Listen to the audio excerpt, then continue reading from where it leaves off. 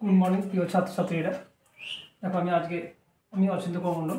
আজকে তোমাদের find square root অর্থাৎ কীভাবে 4 অঙ্কের 5 অঙ্কের এবং 6 অঙ্কের কীভাবে পূর্ণবর্গ সংখ্যা আমরা বের করবো সেটা আমি দেখাচ্ছি। দেখো, আমরা এটা নিশ্চয়ই জানি যে যদি ইউনিট ডিজিট অর্থাৎ এককের ঘরের অঙ্কটা 1 থাকে তাহলে সেটা 1 স্কোয়ার, 4 থাকলে সেটা 2 স্কোয়ার, 9 থাকলে সেটা 3 অথবা 7 হতে পারে, 6 থাকলে সেটা 4 অথবা 6 হতে পারে, 6 স্কোয়ার হতে পারে, 5 থাকলে 5ই থাকবে এবং 9 থাকলে আমরা পড়েছি 3 স্কোয়ার এবং 7 স্কোয়ার, 4 থাকলে কী হবে না 2 স্কোয়ার এবং 4 মানে ইউনিট ডিজিটটা 2 অথবা 8 বসতে পারে এবং 1 থাকলে সেটা 1 অথবা 9 বসতে পারে।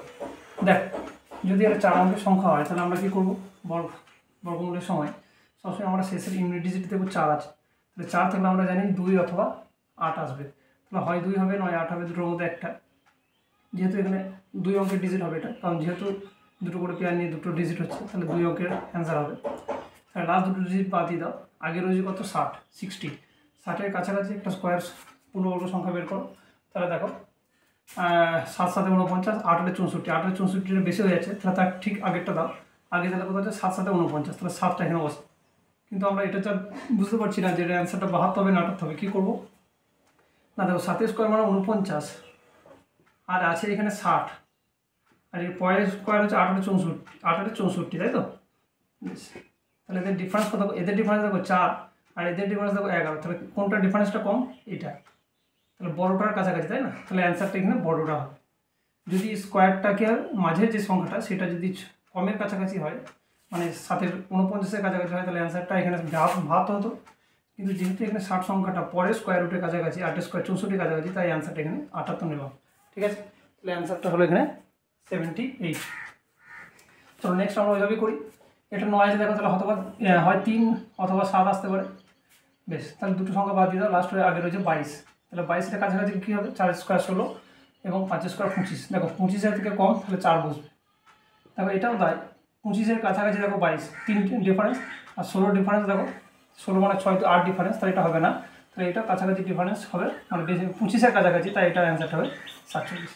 যদি এটা 5 অঙ্কের সংখ্যা হয় তাহলে সেক্ষেত্রে কী করবো, এটাও পেয়ার করে দাও 25 দুটো করে। তাহলে 25, তাহলে আমি কী বলেছিলাম যে 5 সবসময় 5 থাকলে কী হবে না 5 হয়, ইউনিট ডিজিট যদি 5 থাকে তাহলে এটা অ্যান্সারটাও 5ই আসবে। এটা বাদ।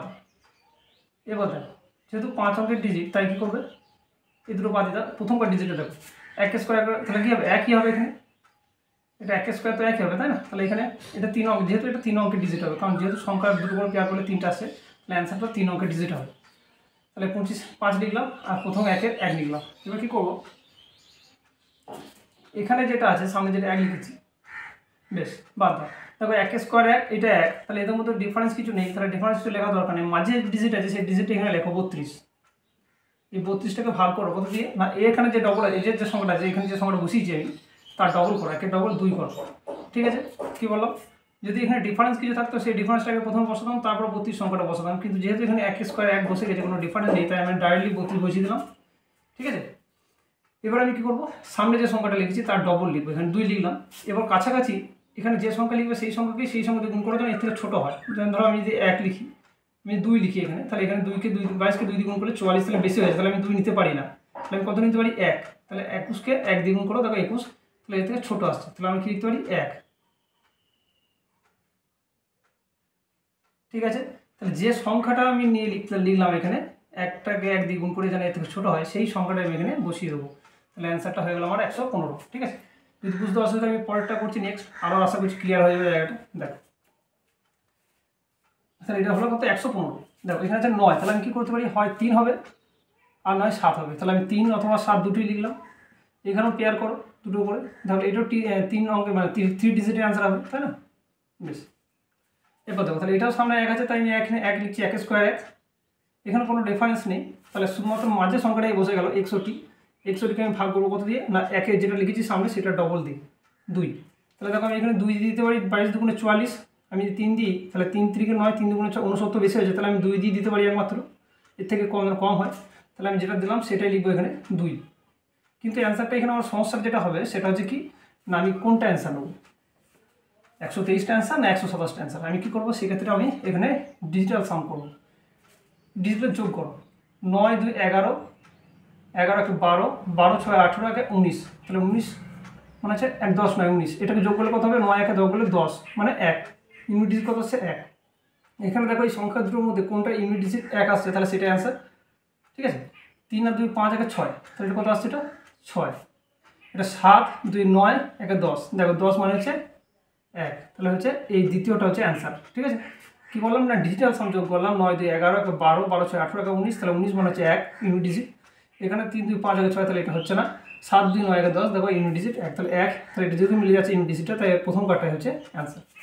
দেখো এটা যদি 6 অঙ্কের হয়, তাহলে সেক্ষেত্রে আমি কী করবো?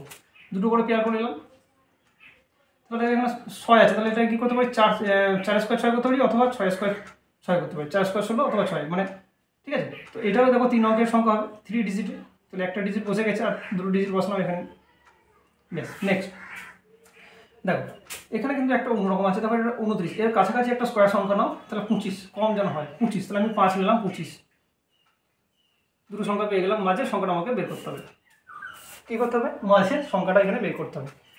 ঠিক আছে, দেখো এবার দেখো এখানে 5 স্কোয়ার 25 নিলাম, আর 25 থেকে 29 কত গ্যাপ? 4, তাহলে যেটা গ্যাপ সেটা এখানে লিখলাম, 4টা লিখলাম। ঠিক আছে, তাহলে 25 থেকে 4 29, 4 বেশি, তাহলে 4টা লিখলাম, আর মাঝে যেটা লেখা আছে সেটা আমি এখানে লিখে দিলাম, এর কাছে 81। ঠিক আছে, সামনে যেটা লিখেছি সেটা আমি আগের অঙ্কগুলোর ক্ষেত্রে কী করেছিলাম? সামনে যেটা লিখেছিলাম 1, সেটা ডবল করে 2 করেছিলাম। এক্ষেত্রেও 5 আছে, তাহলে 5-এর ডবল করে আমি 10 করবো। বোঝা গেল? তাহলে কী করলাম না, এদের মধ্যে ডিফারেন্স যেটা হচ্ছে 25 আর 29, সেটা 4 লিখলাম, আর মাঝের সংখ্যাটা বসিয়ে দিলাম, আর এটা যেটা আছে সেটা ডবল করে আমি 10 বসালাম। এরপর দেখো এখানে যে সংখ্যাটা বসাবে সেই সংখ্যাটা সেই সংখ্যাতে গুণ করে একটু যেন ছোটো হয়।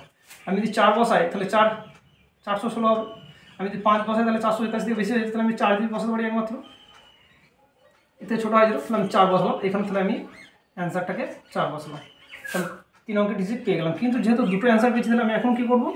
ডিজিটাল সাম করে দেখবো যেন দুটো কারটা সেম হচ্ছে।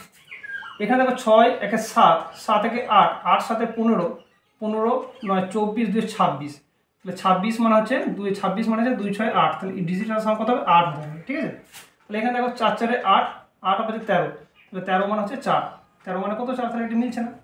এটা দেখো 6 4 10, 10 5 15, তাহলে কত হয়েছে? এটা 6 4 10, 10 5 15, 15 মানে হচ্ছে 6, তারপর কোনোটাই মিলছে না। তখন যখন মিলবে না তখন কী করবে? সেই সংখ্যাটাকে সেই সংখ্যা দিয়ে গুণ করে দেবে, তো 4 4 গুণ করলে 16 হলো। দেখো এখন ডিজিটাল সাম হলো 7, এখন তুমি 6কে 6 দিয়ে গুণ করে দাও, তাহলে 6 6 36, তাহলে ডিজিটাল সাম হলো 9। দেখো তখন কোথাও ভুল করেছি কিনা? 6 একে 7 একে 8, 8 8 16, 16 17 18, 18 আর 9 27, এটা 27 হবে, 7 আর 2 9, দেখো 9। ঠিক আছে, ওটা আমার একটা গুনতে ভুল হয়েছিল। তো যাই হোক, এটা দেখো 9 হলো ডিজিটাল সাম, এটা দেখো 9 হলো ডিজিটাল সাম, তাহলে এটাও কিন্তু অ্যান্সার হচ্ছে সেকেন্ডটা, দ্বিতীয়টা। তাহলে কত হলো? 546। ঠিক আছে, আশা করছি বুঝতে পেরে গেছো। ভিডিওটা বুঝতে না পারলে আর একবার দেখবে, যদি বুঝে থাকো তাহলে তোমরা এইভাবেই, তোমাদের দুটো আমি হোমওয়ার্ক দিয়ে দিলাম, তোমরা এই দুটো অ্যান্সার আমাকে অবশ্যই কমেন্ট বক্সে লিখতে ভুলবে না। ঠিক আছে, আর যদি ভিডিওটা ভালো লাগে তাহলে একটা লাইক এবং শেয়ার করবে। ধন্যবাদ।